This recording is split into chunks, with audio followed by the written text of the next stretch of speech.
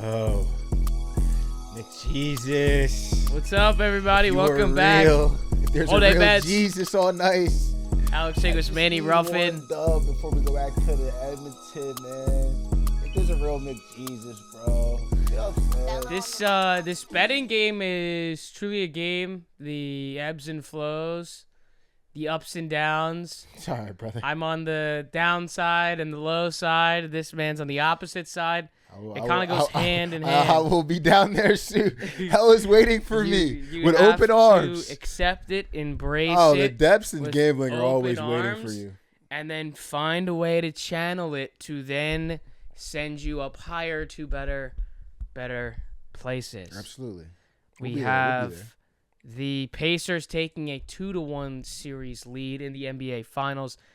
Panthers game 4 on June 12th as we are recording this after a 6-1 beatdown. And Stuart Skinner, who has not lost a game 4 in his career. See if he gets to start. I hate that. Why are there so many of those in hockey? The Stars guy never lost a game 7.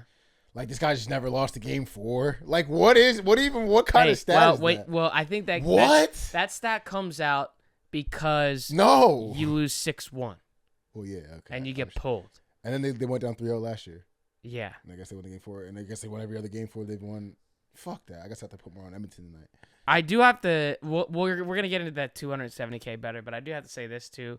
I don't know if you saw J fucking Z had $1 million on the Thunder in 5 at plus 230. What a nut! He should have. I actually thought that was a good wager. I know you did. This shit is because this shit that you do. I'm about to get into it now because you sit down here and watch me come up with these schemes, and then you don't only you fade it.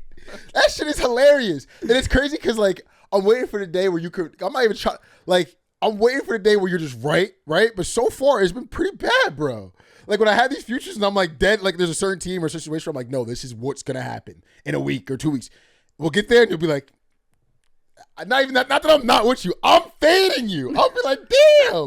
And then I'm like, yo, I'm not going to keep me at 100%. Obviously, the Pacers, I'm still like, to be completely honest, I'm still like, I don't know how to describe it. Like, blissfully enjoying the Pacers, like until I see that shit 0-0 on game, like when they win the 4th game, I'm still just gonna be like, oh, okay, they're making it cool for me. They can go up 3-1. I'm like, oh, they're making it cool for me. Like that's lit.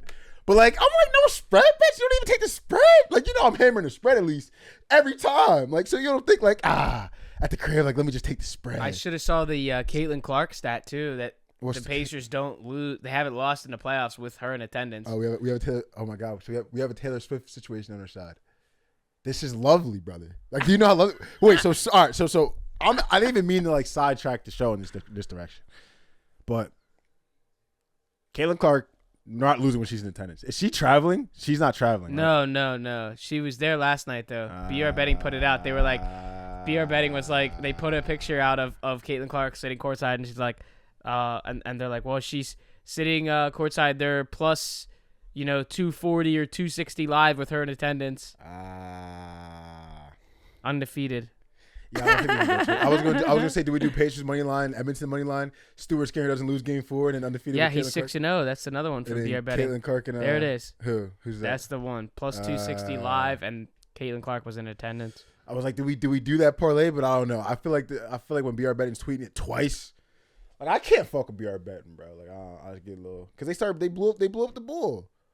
The bull that was doing the ticket that with the cash out. Okay, yeah, well, I guess so that kind of takes us over there. People were saying that the bull doing the cash out ticket was he didn't cash out because he wanted clout. I was cracking the fuck. I disagree with that. Yeah, I just think I stupid love betting. when people's mind goes to that. Like he just wanted the clout, so he didn't. No, I think it's just stupid betting. I'm sure everybody at this point has seen the ticket.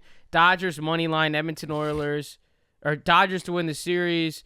Oilers to hoist the cup, Liberty to win the finals, WNBA, Eagles Super Bowl, and Thunder to hoist Larry O'Brien. $13 bet to win over $270,000. So what's crazy about this and why I wanted to bring this up, because we've had multiple conversations of this, like, when is it our turn? But not only when is it our turn, we want to be in the... I feel like it's do you cash out or not? Yeah, that's the conversation we want to talk about. Fuck no. But that's why I don't understand why niggas hate on this. After... This is before the NBA Finals started, before the NHL Stanley Cup Finals started. The cash out for this $13 wager was $123,000. It was over that. Now, when the Oilers win game 1 in overtime, awesome. And then it wasn't like 178 or something like that. No, it didn't go that. It didn't go up to that high. But then when the Thunder lose game 1, it goes down to 107. And even then, I still probably would have thought about, hey, I mean, it's $13, man. It's no longer, and this is what needs to be said. It's no longer a $13 bet. It's $123,000 at that point to make $270. That's what the book wants you to think. But like it actually is, that's though. That's why they offer you the cash out. That's exactly why they offer you the cash out. So you can turn into thinking, I'm going to turn this $13 and $250K into like, 100, 107, 89, 90, yeah. And like, it's, bro, if you're a cash out guy, you're a cash out guy. Everyone's going to, like, I don't know. I don't blame, I don't know why people are mad at because he wants to gamble. That's fire. Like, I'm with you, gang. Like, let's bet. Like, I bet this $13. Let's bet, bro. And he's not out of it yet. It's nice that the internet think he's done, but he's not out of it yet. I honestly think, if McJesus is real, like I said at the beginning of the show, I honestly think he's, even as a Pacers, I have a future ticket with the Pacers on it, future parlay. I think that kid's fine if McJesus wins tonight. I think he's fine, no? Well, you got right now because you assume, Stuart Skinner's never lost a game for it. Okay. And then we go back to Edmonton where the first 2 games of the series, they're like, they can't lose, but there's some type of magic going on out there where they won't lose in Edmonton. You know what I'm saying? So if he could get past tonight, I think tonight, me and Cuz, I ain't trying to put myself into his boat because he's playing for a lot more money than I'm playing for, even though we bet the same amount of money, which isn't that fucking funny. Tonight's tonight, I think.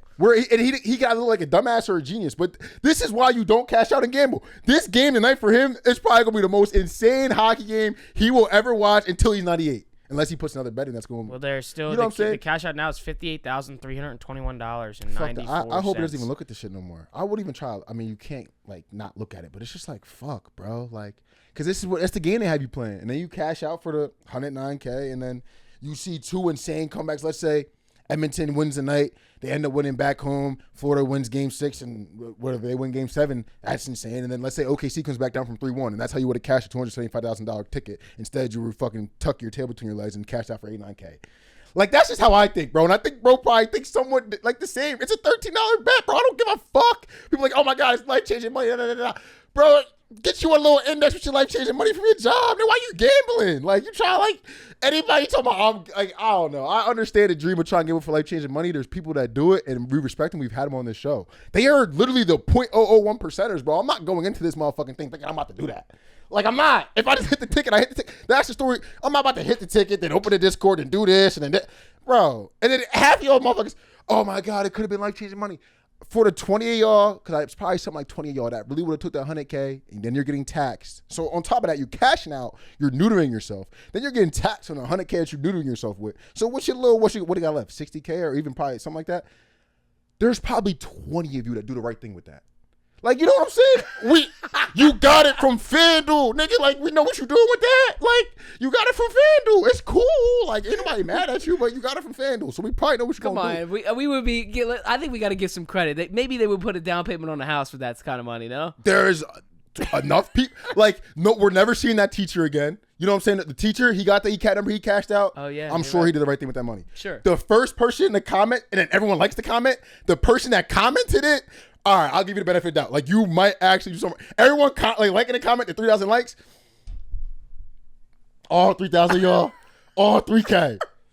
I can't give it a benefit of the doubt. I can't do it. That's why I'm with you, bro. I hope you win, man. I don't understand. Let's gamble, bro. We went to the casino. I ain't go to the casino to cash out. The fuck? think it's not over yet. Like, it's not over, bro.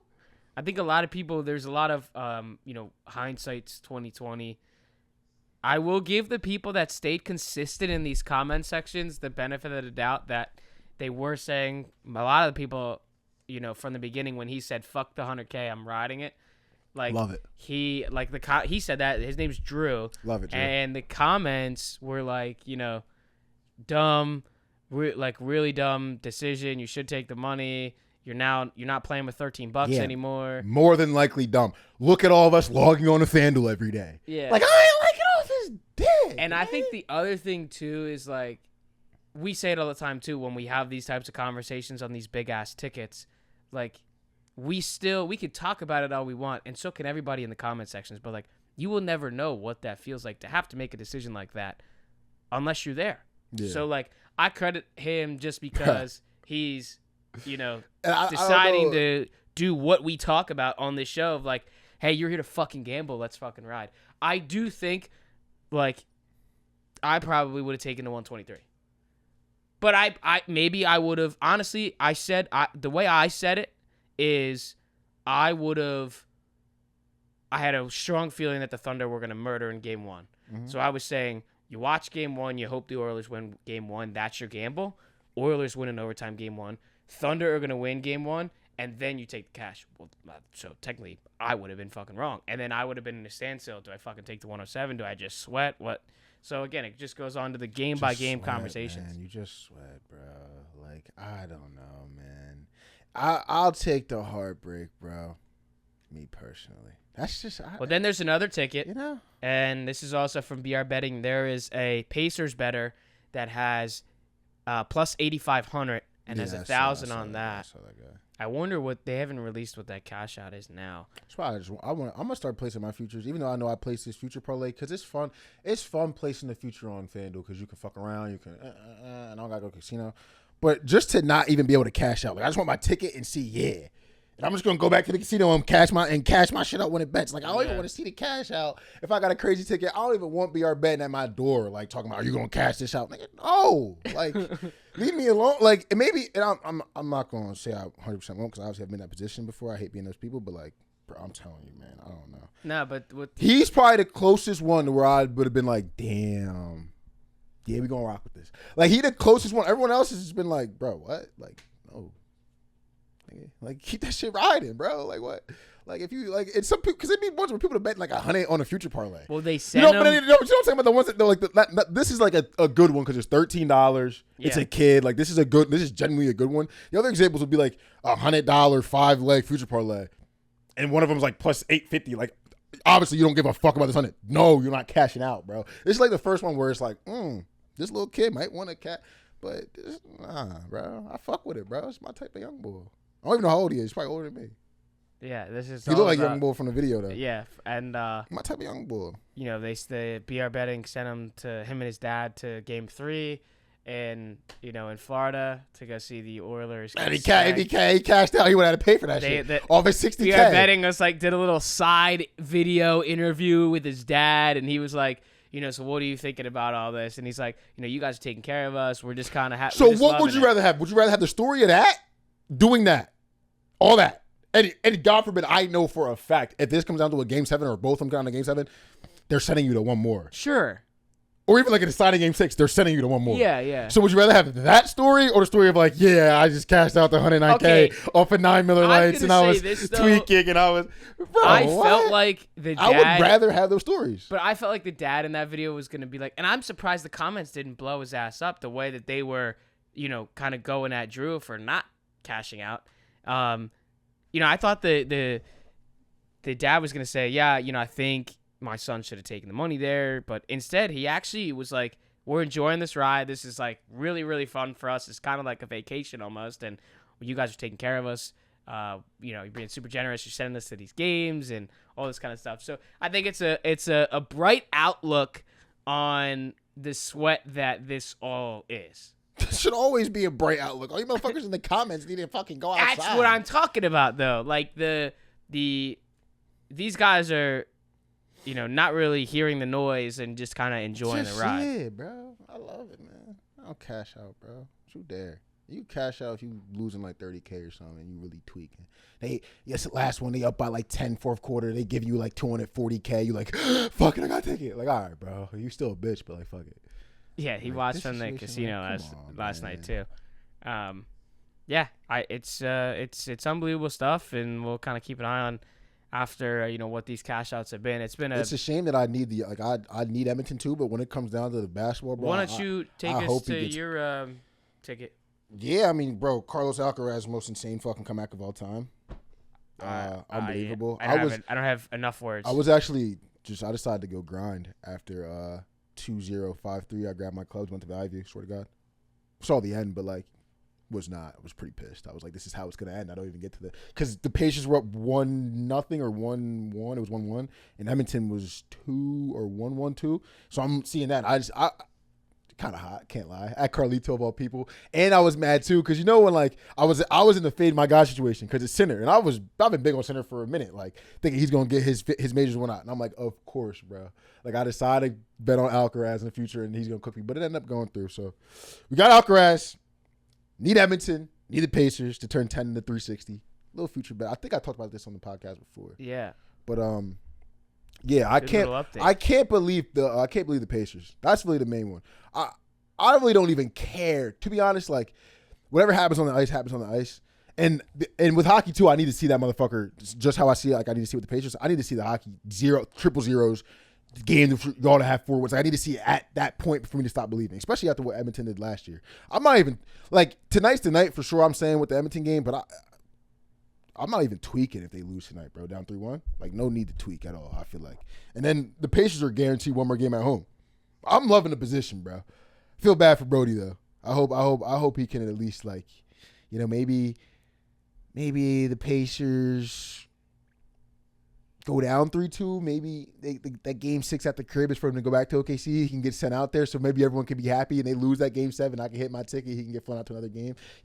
That's a great situation right there. I feel like just for me. Obviously, he went the other way around. Shout out to you, bro. You know what I mean? Good for you.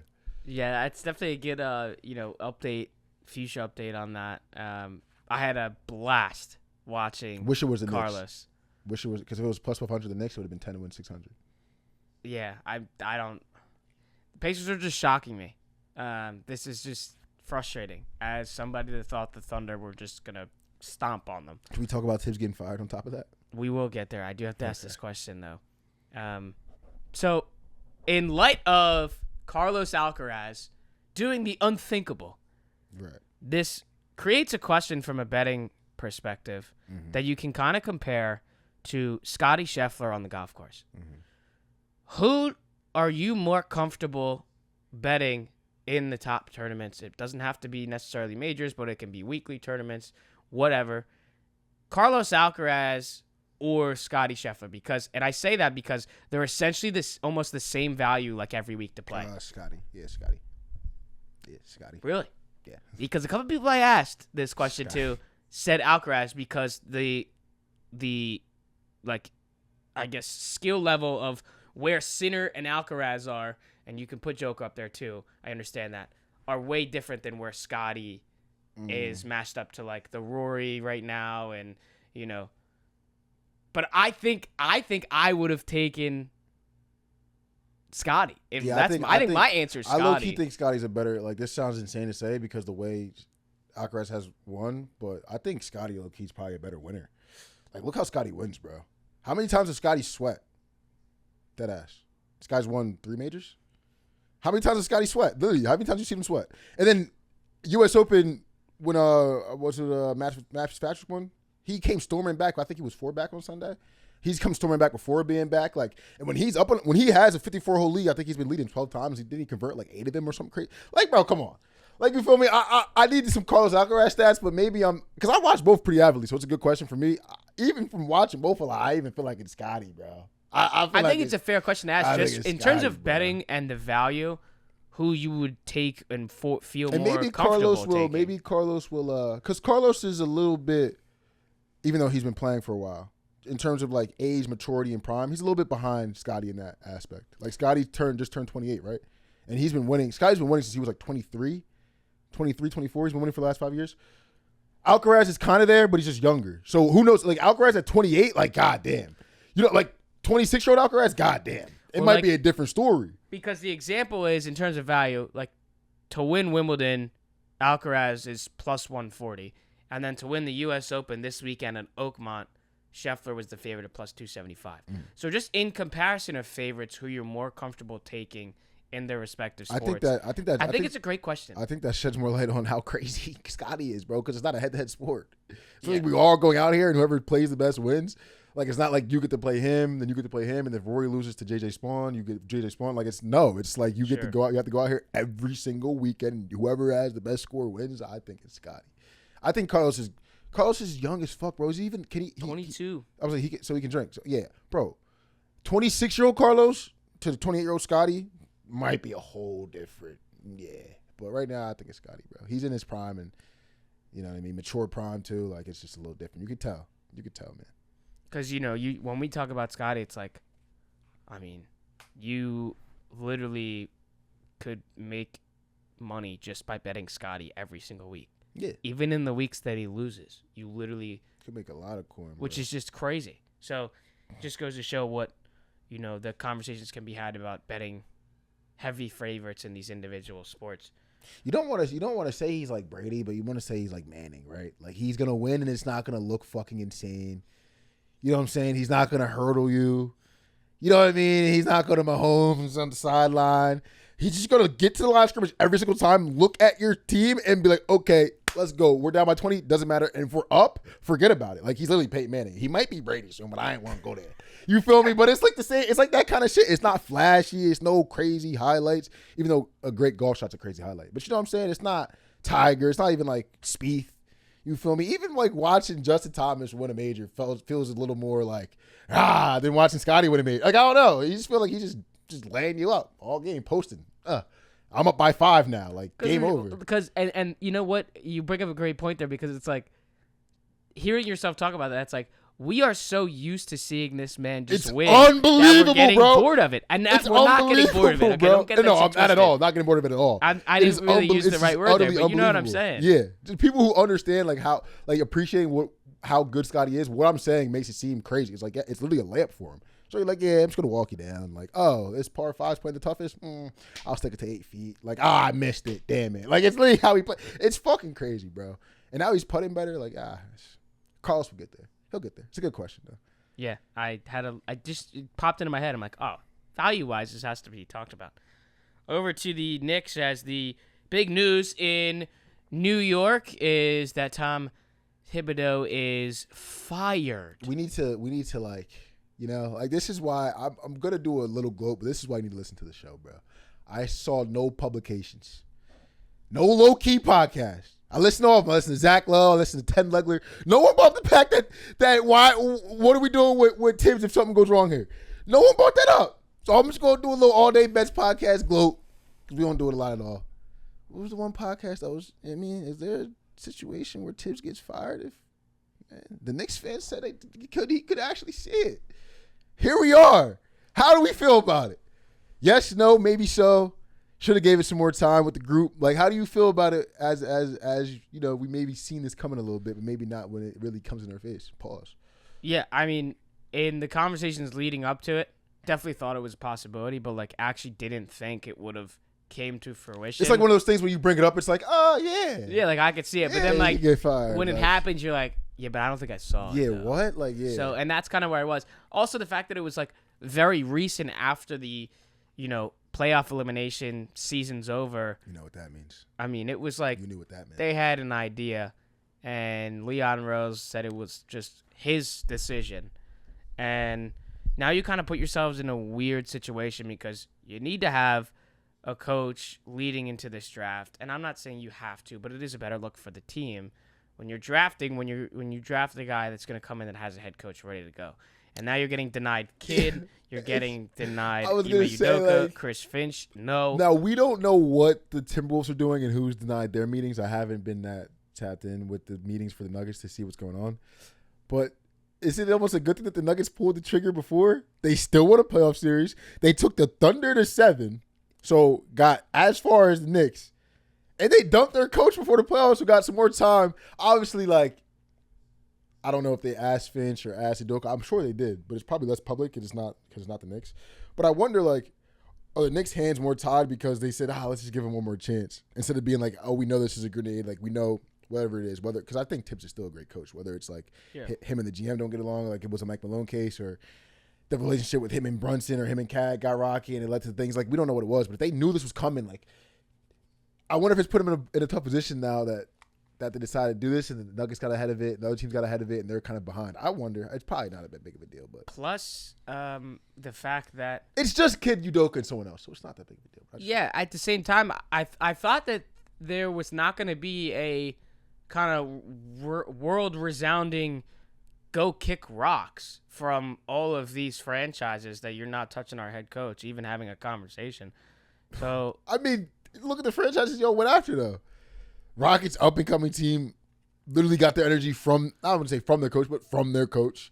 Well, Who else was it? Chris Finch, young up and coming team, was an assistant his whole career, got their energy from their coach. Like, we're after options where it's like, if we can talk to somebody, like, we're down to do it. Probably because these guys are going to be up for extension soon and going to be asking for a lot of money, as they should, and maybe we can get something. But I think the fact that they got public and now people are making a big deal of it is just because it's the Knicks. well, then It's just, I think it's one of those things. the Jason Kidd point too. I thought that was a great shout. And I heard that. I saw that name on my phone. I was like, ooh. If they went through with that would have been nuts. And I was listening to Sirius XM, Joe Fortenbaugh, Joe and Q on ESPN Sirius XM. He's a betting analyst on ESPN as well. And he brings up a good point about Kidd, because if Kidd did end up going through the conversations with the Knicks, and let's just say, for example purposes, that Jason Kidd leaves the Mavs to go to the Knicks to be the newest head coach of the New York Knicks, then it brings up the point of how shitty this Mavs organization looks for Cooper Flagg. And that's the point he was trying to make. Because it's like, look, you dumped your head coach on top of sending Luka to the Mavs, or Luka to the Lakers, and dumping your team all before, oh, hey, Cooper Flagg, we have a great organization here.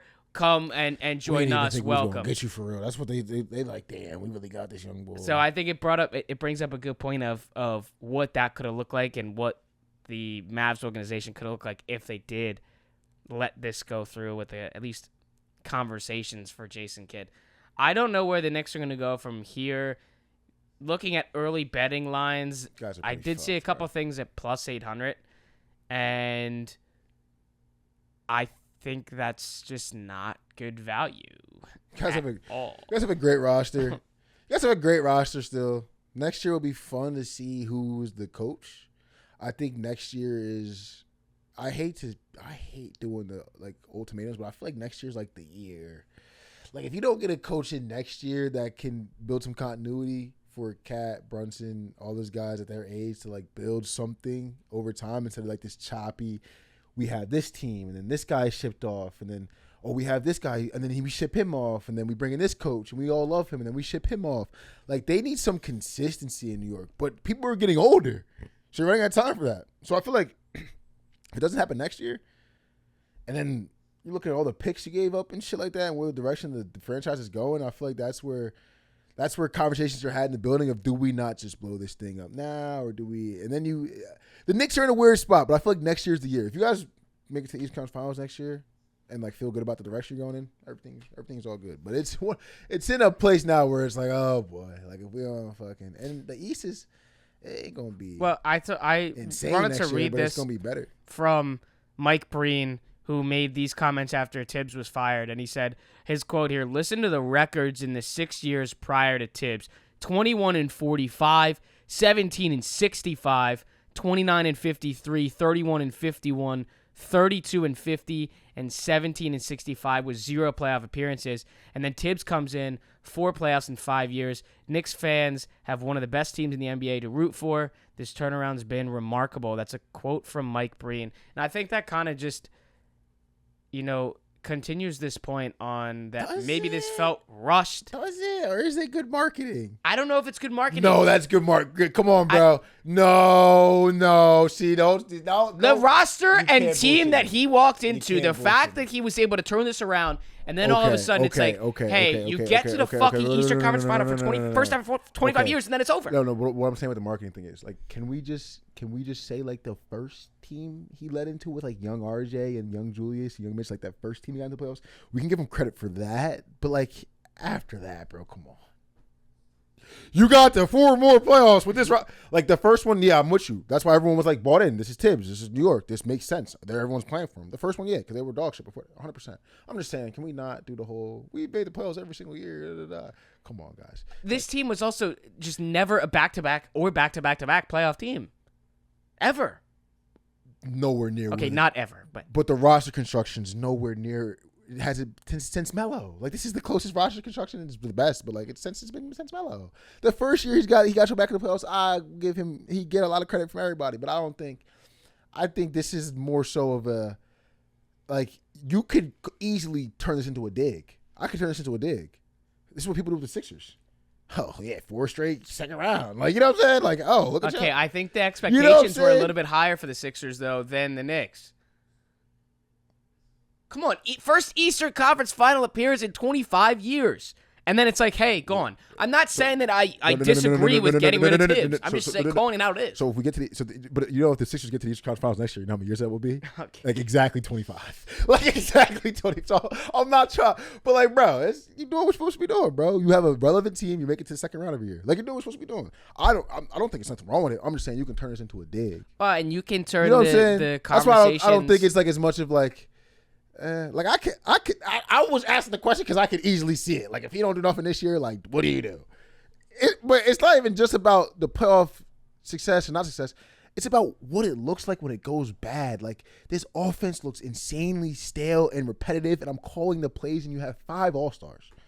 Oh, not technically, but like you know what I'm saying. You got 5 great players on your team, bro. 5 international basketball players. Let's just say that. I don't know about Mikal, but you know what I mean. Like is this what your offense looks like?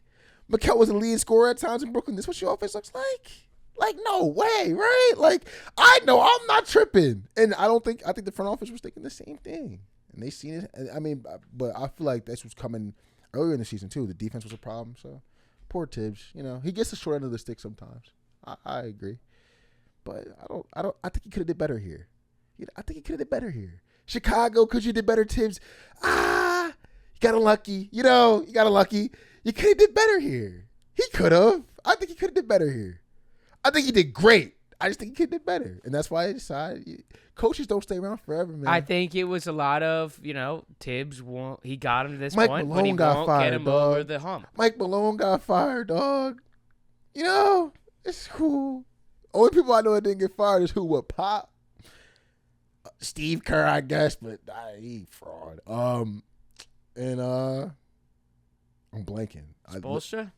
Yes, and Eric Spoelstra. Thank you, goddamn. And the only person after that, Brad Stevens, but we don't know if he got fired upward. Like they might have been like, we don't know what you're doing on this board, but you can go up there. We don't know what happened with that. But yeah, not many people you get fired in the league. It's like the NHL, but just a little bit longer time. Like NHL's like 2-3 years. This league I was Laviolette, and he was league probably like 3-4. So he did his job. I think these could be my sweats for the year. Well, the one's a good sweat. The second one, the line is like, it's almost there. You could parlay it for. Does that say 101 to 1? You could do that. I don't know if I'm going to do that. What are you talking about? This little remember stage of elimination in the NFL? Oh yeah, we were messing around with this. Sure. So I saw a video. Get off of work one day, do my little scroll. I see Brian Burns, Thibodeau. Couple of those guys in that D-line. And that guy named Abdul fucking Carter. Running some stunts up front. And I ain't gonna lie.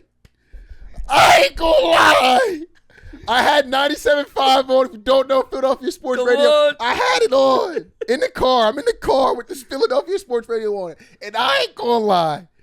I said to myself, I could see the Giants losing the wild card this year. No shot. I could see the Giants losing the wild card this year. So I said, let me go to the stages of elimination. Let me see what we got going on. Tell me you placed this.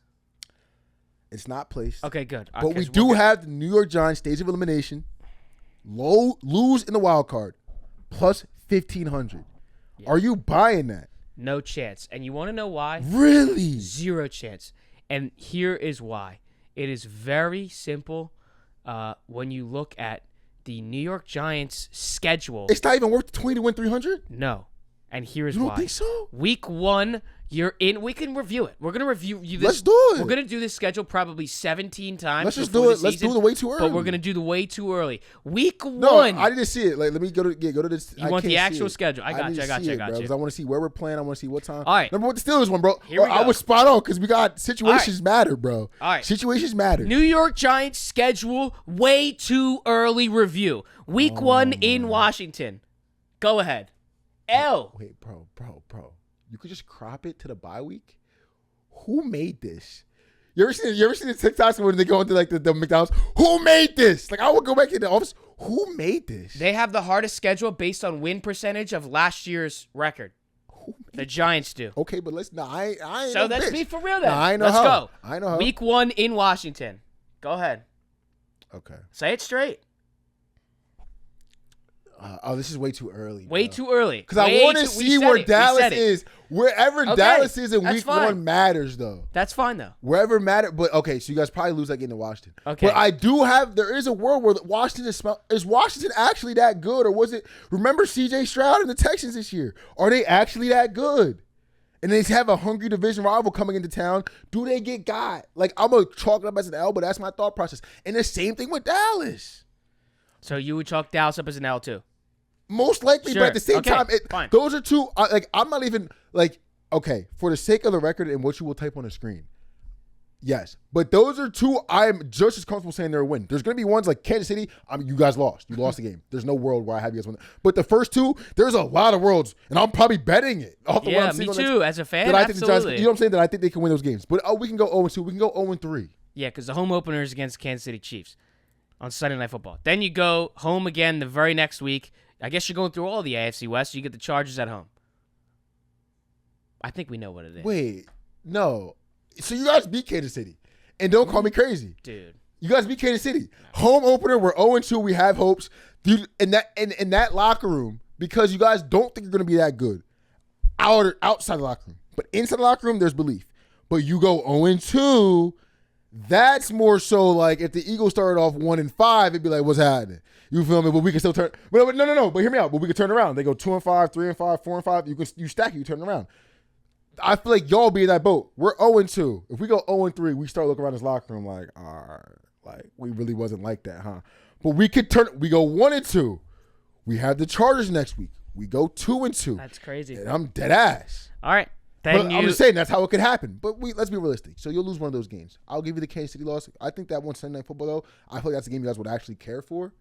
Okay, so 0-3. You're going to win one of those games at home. Guaranteed. So let's go 1-3. Okay, and then you go. You're going to beat New Orleans. To Guaranteed. New Orleans. Guaranteed. So that's 2-3. Yes. You're going to split with Eagles. Oh, you're going to split with the Eagles. So, but you're going to lose this game. So you're now 2-4. You're going to lose this game. You're going to split with the Eagles, though. 2-4, and then into Denver. Loss. 2-5. Now we're back 3-5. 3-5. You win in Philly? Oh, okay. I had the wrong way. So it doesn't matter. No, I was looking at it like no. I wasn't my Eagles fan. I wasn't my Eagles fan. No, that's fine. I saw versus Philly. I'm thinking like Eagles. Yeah, so you're gonna still win. Would have been. So you're gonna win that first one. So yeah, so fine. So still 3-5 after 8 weeks. Then you're hosting the 49ers. Me personally, gonna lose. Yeah.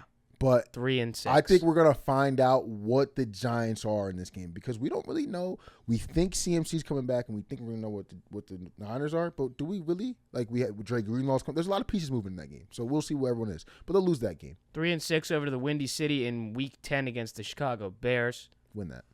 Wow, 4-6, and then hosting Green Bay. Can I get a scroll? Oh my God, we have wiggle room. Yeah, we lose that. Wait, like 4-6 right now, going into the Green Bay game at home. Okay, so can I be honest with you right now? Yeah, go ahead. You lose the Green Bay game. You lose the Detroit game. You have 8 losses. Correct? 4-8. I would still feel amazing about the Giants making the playoffs. No cap. At this point in the season, yes. where you're.